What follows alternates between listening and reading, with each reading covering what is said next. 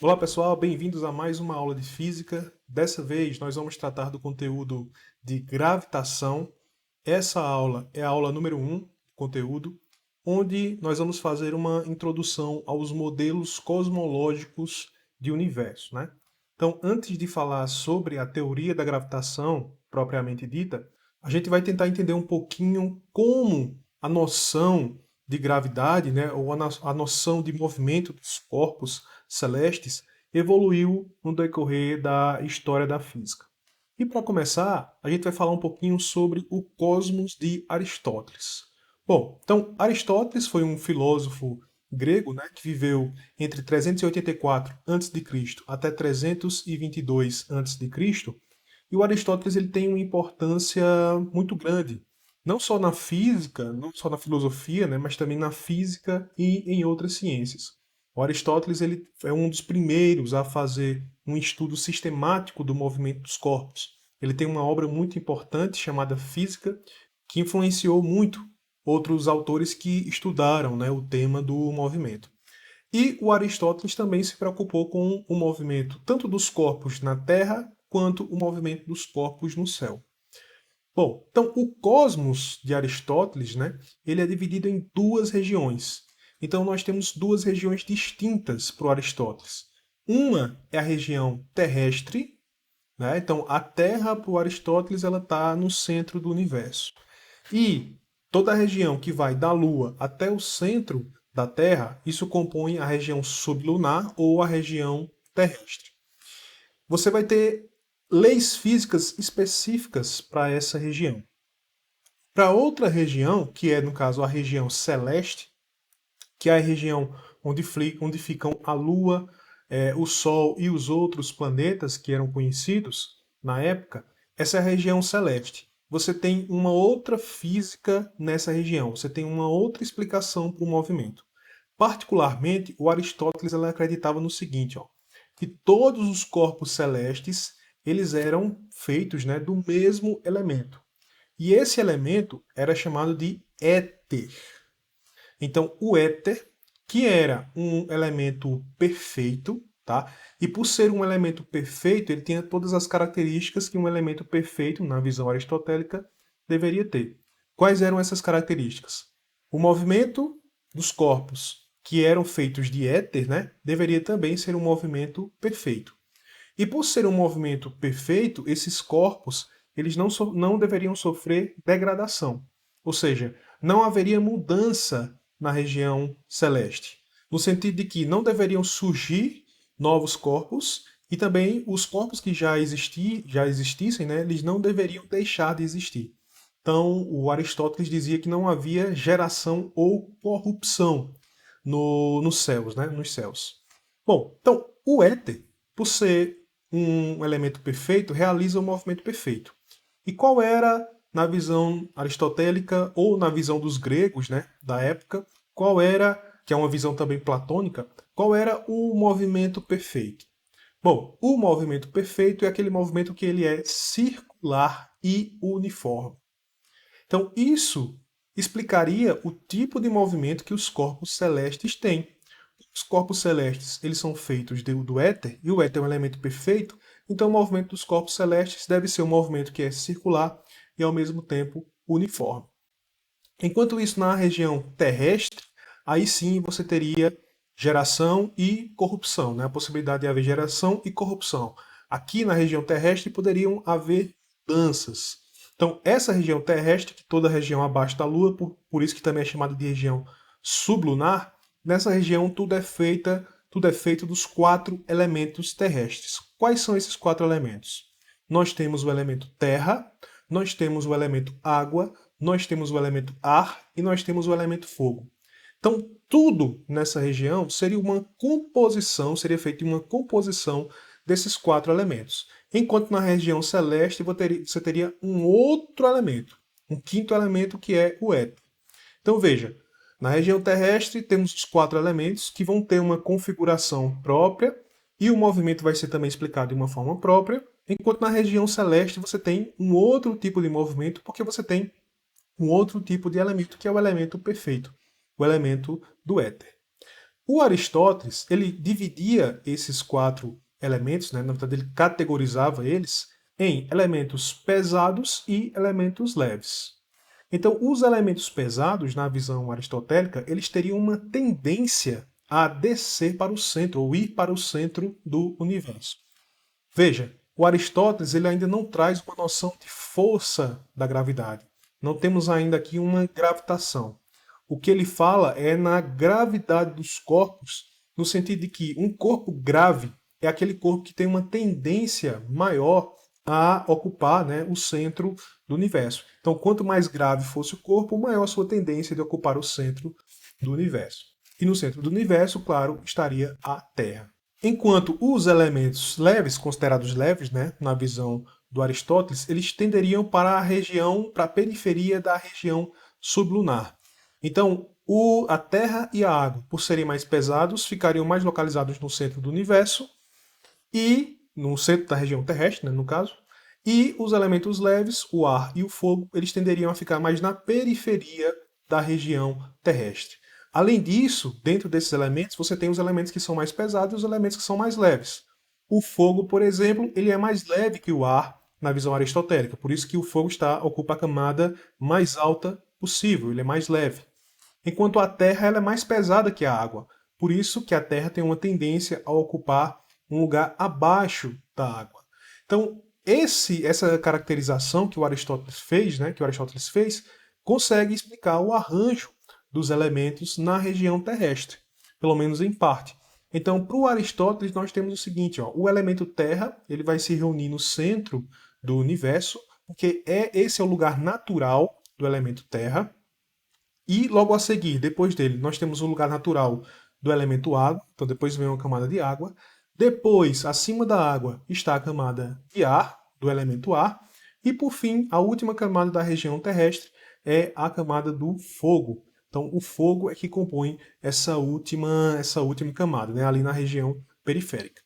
E com essa noção dos 4 elementos, o Aristóteles ele consegue explicar a queda, né, ou ele tenta, pelo menos, explicar a queda dos corpos próximos à superfície da Terra. Então, por exemplo, aqui nós temos o caso de uma maçã caindo de uma árvore. Como é que o Aristóteles explicaria esse efeito, né? Ou explicaria esse fenômeno? Então, para o Aristóteles, ele diria o seguinte, ó, que a maçã ela é um objeto que é feito, principalmente, né, do elemento terra e do elemento água. Então, lembre-se que na região terrestre, tudo é uma composição dos 4 elementos, terra, água, ar e fogo.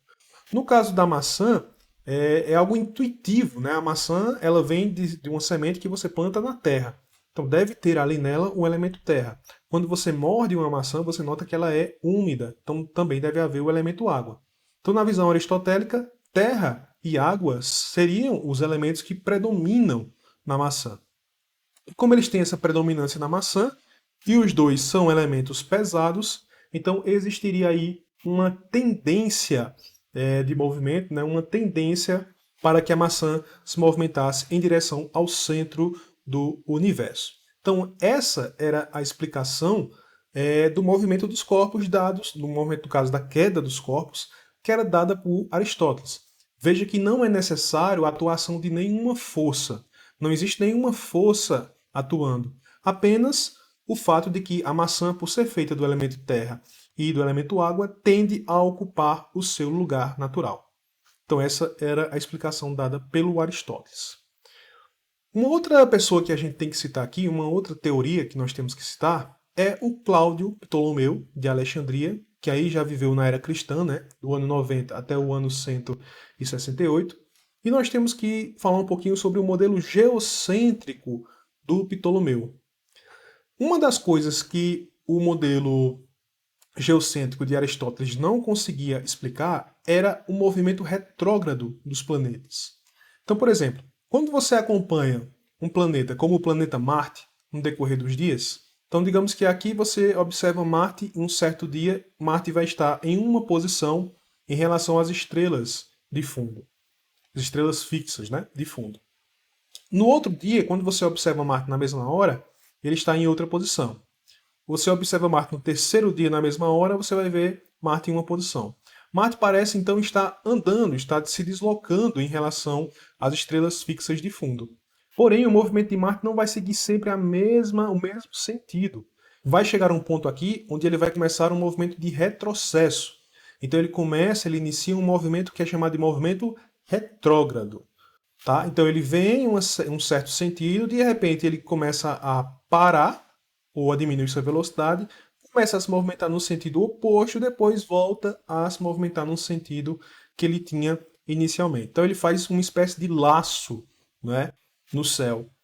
Então essa é a trajetória do planeta Marte, por exemplo, durante o seu movimento retrógrado. Outros planetas também têm esse movimento retrógrado, né? E uma das coisas que, como eu falei, o modelo de Aristóteles não conseguia explicar bem, era esse movimento retrógrado. O que o modelo geocêntrico de Ptolomeu conseguiu explicar muito bem para os padrões da época. Tanto é que o modelo ptolomaico, né, o geocentrismo ptolomaico, ele dura aí mais de 1.200, 1.300 anos. Então ele foi proposto no século I, ou no século II, né, da era cristã, e ele só vai cair lá na frente, por volta do ano 1500, com o trabalho do Nicolau Copérnico. Aí é que esse modelo ele vai começar a ser questionado com mais veemência, digamos assim, né? Então, o modelo planetário, né, o sistema planetário do Ptolomeu, ele é capaz de explicar o movimento retrógrado dos planetas e é um sistema, um modelo geocêntrico. Então, no caso aqui, a Terra também ocupa o centro do universo. Só que, diferentemente do modelo aristotélico, né, o Ptolomeu ele acrescenta aqui algumas ferramentas matemáticas, algumas ferramentas geométricas, para tentar explicar o movimento retrógrado dos planetas. E ele faz isso baseado no axioma platônico. O que é o axioma platônico? O axioma platônico ele é uma ideia que foi inicialmente atribuída ao Platão, né? Não se sabe se foi exatamente o Platão, mas é uma ideia atribuída a ele. E segundo essa ideia, segundo esse axioma platônico, todos os astrônomos matemáticos que quisessem explicar o movimento dos planetas, eles poderiam fazer essa explicação da forma que bem entendesse, desde que obedecessem a duas regras específicas. Quais eram essas regras? O movimento dos planetas ele tinha que ser, primeiro, circular e segundo, uniforme. Então só seriam permitidos esses dois tipos de movimento, o movimento circular e o movimento uniforme. Tá? Ou uma composição de movimentos circulares e movimentos uniformes. E foi exatamente uma composição de movimento circular e uniforme que o modelo, né, ptolomaico propôs. Então, para tentar explicar o movimento retrógrado dos planetas, o que é que propõe o Ptolomeu? Ptolomeu propõe o seguinte, ó, ele utiliza um artifício matemático ao dizer que os planetas, na verdade, eles giram em pequenos círculos que ele chama de epiciclos. Então aqui, por exemplo, está o epiciclo do planeta Vênus e aqui o epiciclo do planeta Mercúrio. E esses epiciclos, por sua vez, eles giram ao redor de um deferente, eles giram no deferente, né?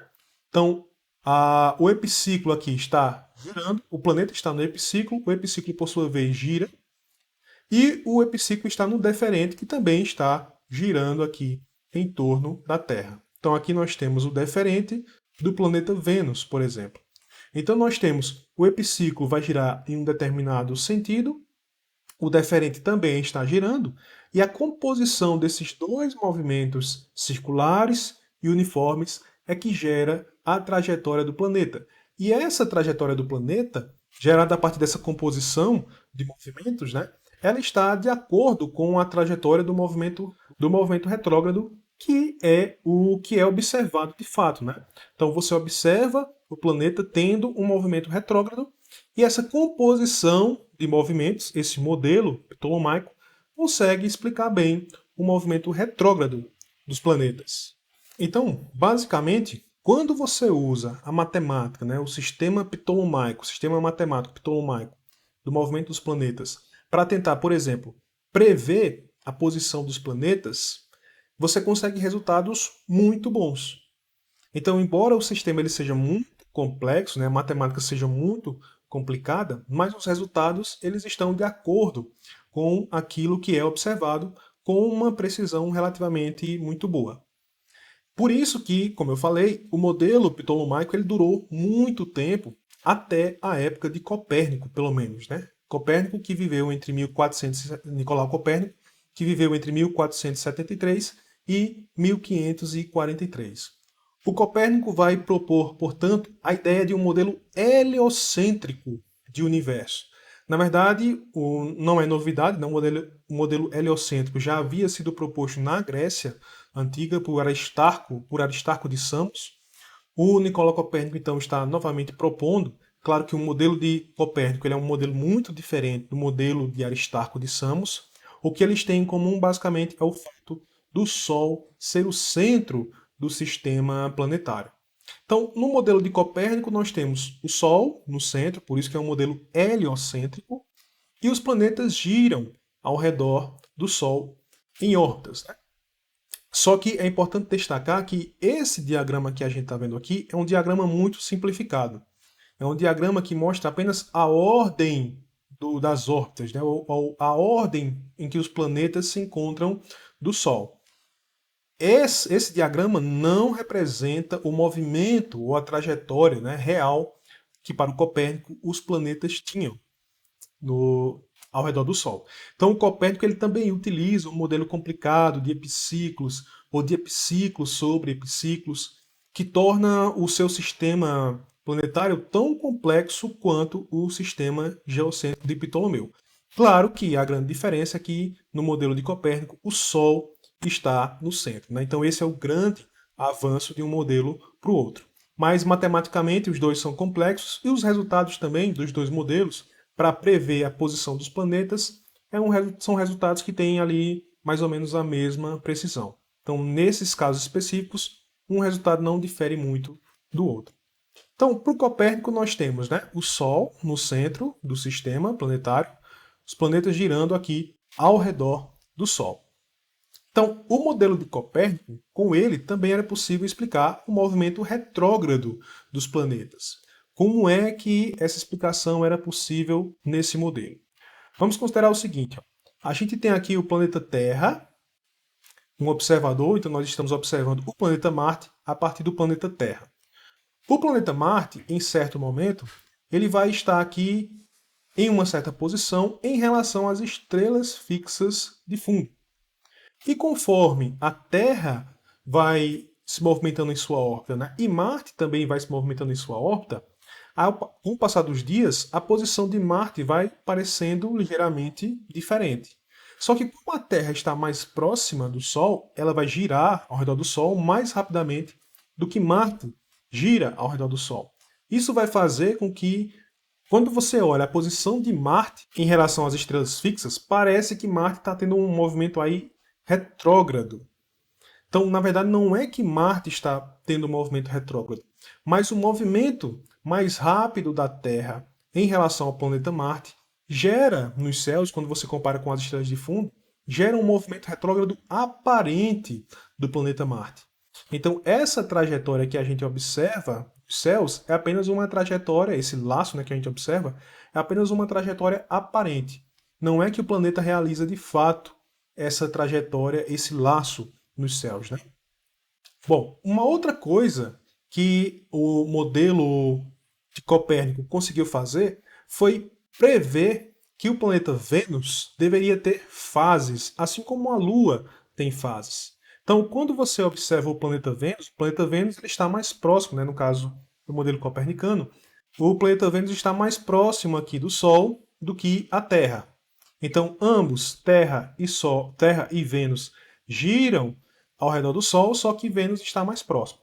Por Vênus estar mais próximo, isso faz com que, com o passar do tempo, né, com o passar dos dias, a iluminação do planeta Vênus visto a partir da Terra vai mudando. Então, isso vai fazendo com que Vênus ele adquira fases, assim como a Lua. Então, vai ter momentos em que você não consegue enxergar Vênus, porque a face dele que está virada para o planeta Terra, nesse momento aqui, né? não tem iluminação nenhuma, você não consegue ver, está na sombra, né? Então você não consegue ver o planeta. Em outros momentos aqui, você vai conseguir ver o planeta Vênus, no caso, em fase cheia, então ele vai ficando cada vez mais brilhante, até que quando ele estiver quase do lado oposto, ele está na fase cheia, e com o passar do tempo ele vai entrando na fase minguante até ficar de novo na fase nova. Então, o modelo de Copérnico consegue prever a existência dessas fases de Vênus que até então não tinham sido observadas. Por quê? Porque não é possível observar essa variação no brilho só a olho nu. E até então, todas as observações astronômicas elas eram feitas a olho nu. Então, essa foi uma nova previsão da teoria de Copérnico, e essa previsão ela não pode ser feita com o modelo de Ptolomeu. Então, Ptolomeu, o modelo ptolomaico, não prevê que as fases de Vênus tenham um ciclo completo, né? Então, embora Vênus também tenha fases, mas, por exemplo, no modelo ptolomaico, você não tem o planeta Vênus numa fase cheia, ou com uma face, né, quase que totalmente iluminada quando vista da Terra. Então, uma forma possível de você ver qual modelo, você verificar, né, qual modelo estaria correto, era você tentar descobrir se Vênus tinha de fato um ciclo completo de fases ou não. E a forma de fazer isso, né, isso só aconteceu com o advento do telescópio, com a utilização do telescópio nas observações astronômicas, que foi inicialmente utilizado, né, principalmente em larga escala, por Galileu Galilei. Então Galileu Galilei ele observou a Lua, observou as fases da Lua, né, e fez desenhos bem completos da superfície lunar e mostrou que a superfície lunar não era uma superfície lisa e perfeita como defendiam os aristotélicos, né? Muito pelo contrário, era uma superfície cheia de montanhas e rugosidades bem parecidas com a superfície da Terra.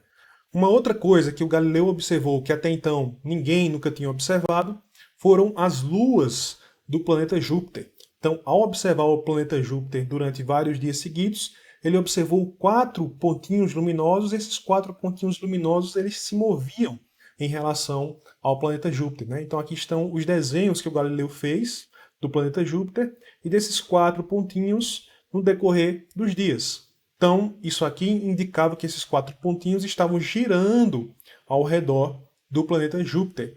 Esses 4 satélites, né, de Júpiter hoje são chamados de satélites galileanos. E eles foram, na época, uma forte evidência de que o sistema solar ele não precisava ter só um centro.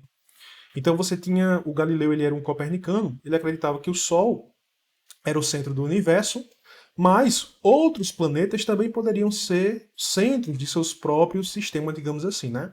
Então a Lua giraria em torno da Terra e você teria também esses 4 satélites girando ao redor de Júpiter. Mas o que de fato mais impactou nessa disputa entre modelo copernicano e modelo ptolomaico foi a observação das fases de Vênus. Lembre-se que eu falei que as fases de Vênus elas não são detectáveis a olho nu. Porém, com a utilização do telescópio, o Galileu pôde mostrar que, de fato, Vênus tem as fases, né? Assim como a Lua. Então ele tem um ciclo, o planeta Vênus tem um ciclo completo de fases, o que indica que a teoria copernicana, o modelo heliocêntrico de Copérnico, ele é um modelo que está mais correto em relação ao modelo ptolomaico. Bom, por enquanto é só. Hoje nós fizemos uma breve introdução, né, nesse vídeo aos modelos cosmológicos. No próximo vídeo nós vamos falar sobre a noção, a ideia de Kepler e as leis de Kepler para o movimento planetário. Por enquanto é só, pessoal. Até a próxima.